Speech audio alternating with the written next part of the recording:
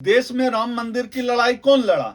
दलित लड़ा, ज्यादातर ओबीसी लड़ा, सबसे अधिक तो ओबीसी लड़ा। जेल कौन गया राम मंदिर निर्माण के लिए? ओबीसी जेल गया। मुकदमे किसके ऊपर हुए? ओबीसी समाज के ऊपर हुए।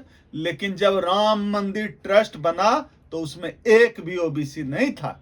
यानी माल उड़ाएगा ब्राह्मण, लाठी खाएगा दलित पिछड़ा, माल उड़ाएगा ब्राह्मण। जब राम मंदिर ट्रस्ट का मामला आया तो ओबीसी को कुछ नहीं मिला, ओबीसी को मिला घंटा, बाबा जी का ठुल्लू, और मौज उड़ा रहा है ब्राह्मण सवर्ण। देखिए तो कहां है राम मंदिर ट्रस्ट में? क्यों नहीं रखा?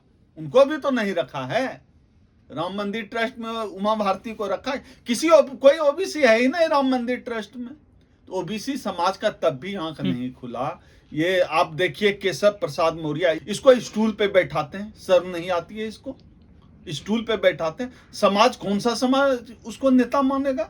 वो नेता के लायक है? हिंदू धर्म ही मजबूत करेंगे, उनके बच्चे लाउड स्पीकर बांधेंगे मस्जिद पर, और दोबारा से उनके बच्चे जो है भैंस चराएंगे, गाय का दूध दुहेंगे, मजदूरी करेंगे, चमड़ा का खाल उतारेंगे। यही करेंगे उनके बच्चे, लकड़ी छीलेंगे, लोहा पीटेंगे। यही तो चाहता है मनुवादी, यही तो चाहता है आरएसएस, यही तो चाहती है बीजेपी की ओबीसी का बच्चा भैंस चराए, दूध दुहे। यही करवाएगा ओबीसी समाज।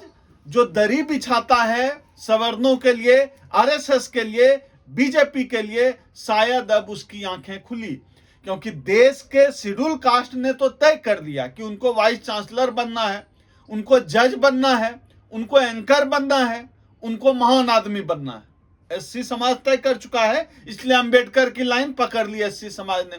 लेकिन ओबीसी समाज यह समझने के लिए तैयार नहीं था।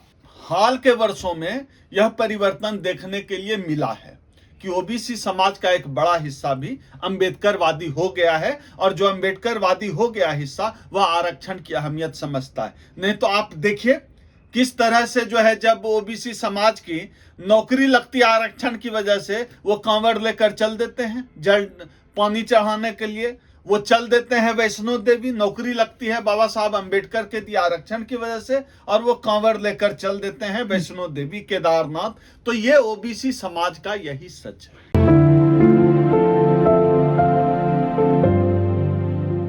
हाँ, बस तो मंदिर ही भेजेंगे ना, हाथ पैर दबाएंगे, पैर चाटेंगे, पैर चाटेंगे, तलवे चाटेंगे, फूल बरसाएंगे, कुछ भी कर सकते हैं। लेकिन ओबीसी समाज जज बने, इसके लिए ये आरएसएस वाले, ये मनुवादी लोग, ये बीजेपी सरकार के लोग क्या कर रहे हैं कि ओबीसी समाज का कोई जज बने।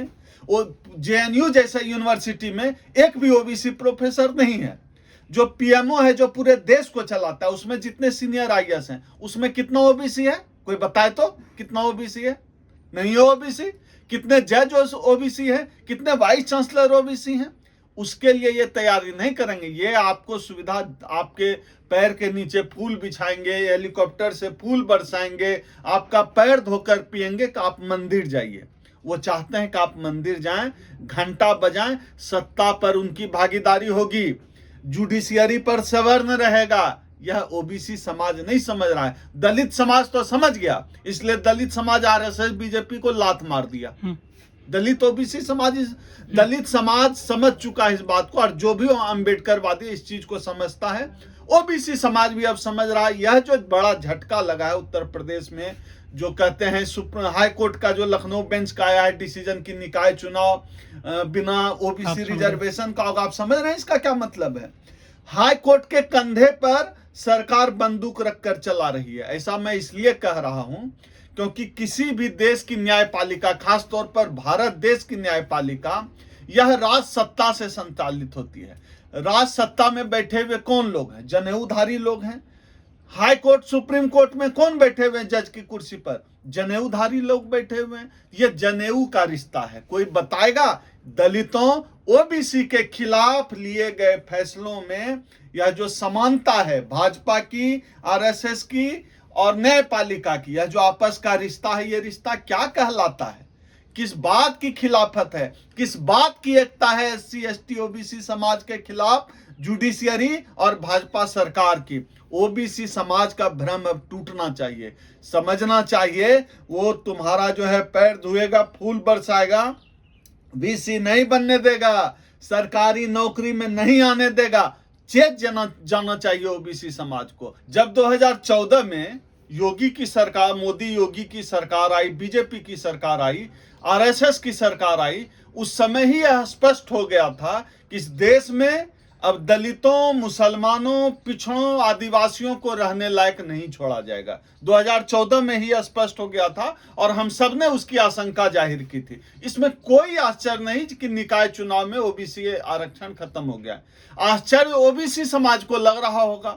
जब इस देश में आदिवासियों पर अत्याचार हुआ, इस देश में मुसलमानों पर अत्याचार हुआ, दलितों पर अत्याचार हुआ, ओबीसी समाज को लगता था कि उनका नंबर नहीं आएगा। लेकिन यह सरकार मनुवाद को लागू करने पर आमादा है। इस सरकार को हर हाल में मनुवाद लागू कर देना है। थोड़ा बहुत जो बचा खुचा रह जाएगा वो 2024 के बाद होगा। ये 2024 तक थोड़ा इंतजार कर रहे हैं हम। तो इसमें कोई आश्चर्य नहीं, ये आरक्षण के दुश्मन है। आपको क्या लगता है ये जो ताबड़तोड़ जो निजीकरण किया जा रहा है, क्यों किया जा रहा है निजीकरण? निजीकरण सिर्फ इसलिए किया जा रहा है क्योंकि इस देश से आरक्षण को खत्म करना, आरक्षण को खत्म करने के लिए निजीकरण किया जा रहा है। विकास का कोई एजेंडा नहीं है। अभी हम अखिल भारतीय परिसंघ के बैनर तले हम लोग भी चाहते हैं कि ओबीसी समाज के साथ हम खड़े हैं। हम एक बड़ा कार्यक्रम करना चाहते हैं दिल्ली में। आपके चैनल के माध्यम से मैं अपील भी करता हूं पूरे देश के ओबीसी समाज के लोगों से, आप अगर चाहते हैं कि ओबीसी आरक्षण के मसले पर यह जो मनु पालिका, जो जनेऊ पालिका है, उसका जो ओबीसी आरक्षण के खिलाफ फैसला आया है, उसके खिलाफ हम आपकी लड़ाई लड़ने के लिए तैयार हैं। ओबीसी समाज का जो हिस्सा हमारी लड़ाई से आपकी लड़ाई से जुड़ना चाहता है, आ जाए, हम आपकी लड़ाई लड़ने के लिए तैयार। मोदी जी भी ओबीसी सर?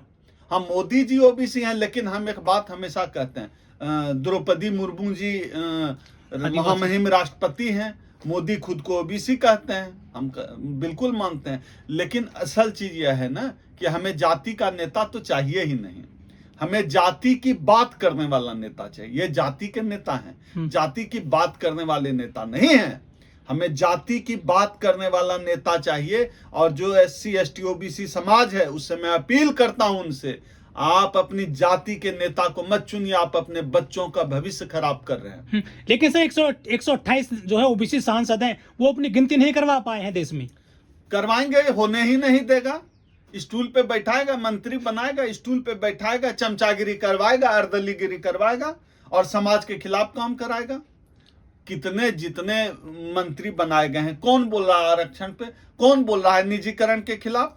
जाति जनगणना, अरबों रुपए खर्च होकर जाति जनगणना की गई है। जाति जनगणना का प्रकाशन क्यों नहीं किया जा रहा? ये नहीं समझते हैं। ओबीसी की आबादी इस देश में बढ़ी है, ओबीसी का आरक्षण बढ़ना चाहिए। आरक्षण का कोटा कहां तो इस देश में जाति जनगणना लागू करके ओबीसी का आरक्षण बढ़ाना था, ये ओबीसी का आरक्षण काट करके सवर्ण आरक्षण लागू कर रहे हैं। और जो 3 क्राइटेरिया सुप्रीम कोर्ट ने दिया था 2011 में ही, आप इस सरकार की नीयत समझिए। कमेटी बनाने कहा गया था सुप्रीम कोर्ट द्वारा 2011 में, 2022 तक कमेटी नहीं बनी है। और कमेटी क्या कहती? वो बताएगी कमेटी की जो देश का जो ओबीसी समाज है उसकी शैक्षणिक और सामाजिक स्थिति, गुणवत्ता में कोई सुधार हुआ है क्या, क्या वो आरक्षण डिजर्व करते हैं? कमेटी यही बताएगी ना। तो जो जाति जनगणना हुए उसी से तो पता चलेगा कि आबादी कितनी है, उनकी शैक्षणिक सामाजिक स्थिति क्या है। इस सरकार की मंशा साफ है, नीयत साफ है। 3% ब्राह्मण ही पूरे देश में राज करेगा और जो देश का 97% आबादी है उस 3% ब्राह्मणों के नीचे रहेगा। यही असली राम राज्य है, यही इनका हिंदुत्व है कि 3% ब्राह्मण राज करेगा और 97% 3% का अर्दलीगिरी करेगा। क्या सर ओबीसी को जरूरत है वाकई में आरक्षण की निकाय चुनाव में? वो तो मजबूत है आर्थिक रूप से, तनमल धन से। मजबूती का पता चल रहा है ना। एक भी जज है ओबीसी, एक भी वाइस चांसलर सेंट्रल यूनिवर्सिटी का, जेएनयू में एक भी प्रोफेसर ओबीसी। शोभा यात्रा निकालते हैं वो तो। कितने ओबीसी हैं? तो भाई तो कहां मजबूत हैं? शोभा यात्रा में, मंदिर का घंटा बजाने में, मंदिर के लिए लाठी खाने में, कांवड़ ढोने में ओबीसी आगे हैं?